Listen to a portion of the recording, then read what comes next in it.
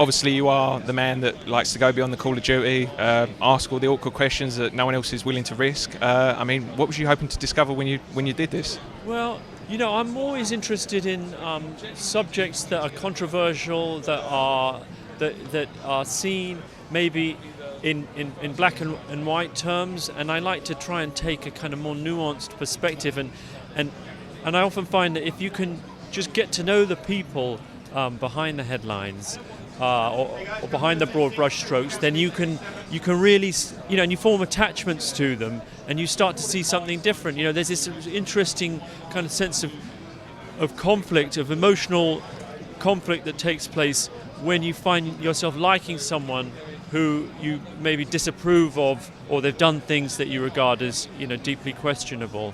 So and I think Scientology sort of falls into that category. It's all most people know about it is that Tom Cruise is involved in it, and that there's something to do with science fiction. But there's all sorts of outlandish stories that get told. So I wanted to sort of try and get behind the scenes.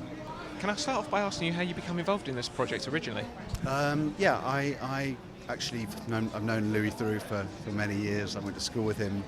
We reconnected about 4 years ago and got talking about feature documentaries. It turned out that he's a great consumer of them, had always wanted to do one, and so I suggested Scientology as a subject, and it went from there. What was Louis' initial reaction when you brought that up as a subject possibly to explore? He was skeptical. I mean, he's the guy who gets access, and I think he was kind of acutely aware that access to the Church of Scientology would very likely be unforthcoming. So but in a way, that sort of gave us an opportunity to sort of try and think about another approach, another creative approach, which actually, I think in a lot of ways, became our sort of biggest sort of ally. I mean, sort of in terms of kind of trying to create something that felt appropriate for the big screen, that felt a bit different, that kind of changed the grammar of what he normally does on television. As we know, looking at Louis' history with all the other topics that he's decided to look upon, obviously he's not afraid to delve in and really explore everything as best he can. And I mean, has that made him the best candidate to do this role? Yeah, I think Louis has his own style and way of doing things. I mean, it's a kind of approach that's been kind of honed over many years on many projects. His approach is I think unique to him. I mean, and I think actually in a way it makes this a unique film. No one else could have made this film in this way. There are other films about Scientology out there that arguably take a more sort of conventional journalistic approach to the subject. Louis is much more sort of a kind of a questioner. He likes to kind of probe and ask, sort of inhabit the sort of moral grey in life. He's kind of interested in nuance and complexity, and I think that's what we've done in this film. Definitely so.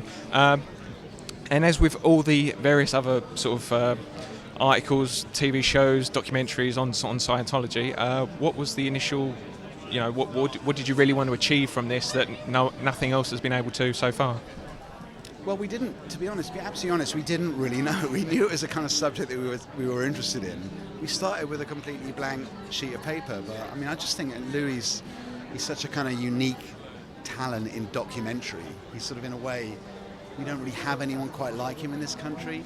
I sort of backed him and us to do something interesting, and to kind of, I think we assumed we might get a bit of interest from the church itself, and we wondered whether that might play a part in the film. But it really was, and I should say the BBC backed this. We really started with nothing, and then that's the great thing about documentary. We sort of ended up with quite a lot. So it was definitely a fun and slightly sort of scary journey. So Scientology, I have to ask, where did the idea originate from to do this? Oh, the idea was completely down to Louis. I mean, I only came on board, I say only, 2 years ago. Louis's been trying to make a film on this subject for over a decade. So I got approached by Louis and the producer Simon Chinn a couple of years. I mean, bizarrely, I turned it down. What an idiot. You've got a double Academy Award winning producer, Simon Chinn. Louis Theroux, British institution icon. But I was like, but there's no story, there's no access. What are you going to make?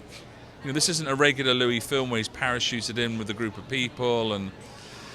But once I got over my initial stupidity, realised it is a very rich subject. And, for me, Louis is, when things start happening in front of the camera, he's the best.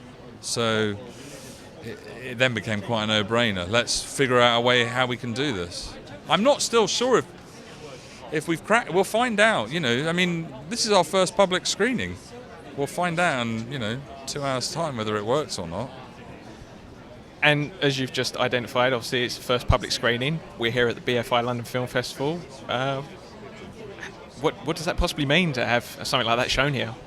I think it's good. I had a film that played at this festival, a few years ago. The great thing about London is it's not one of the trendy festivals, and that it's not Sundance or Toronto, but you get so many people. We sold out. That's obviously partly because it's Louis, but we sold out within 60 seconds of our tickets going on sale.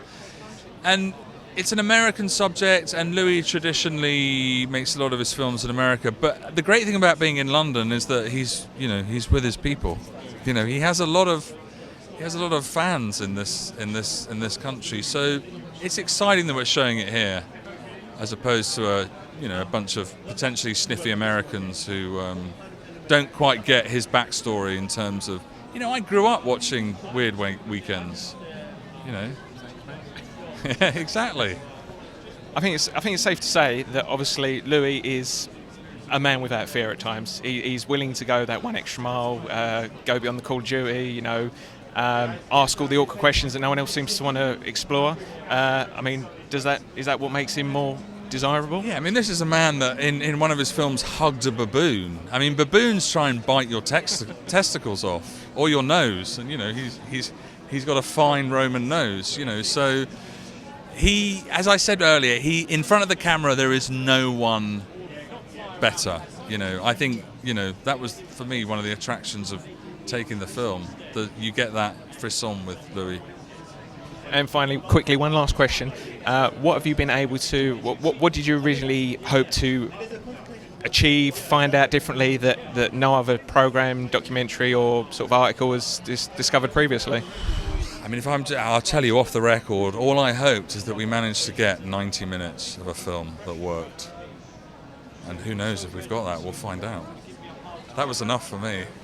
I don't care about all the other films.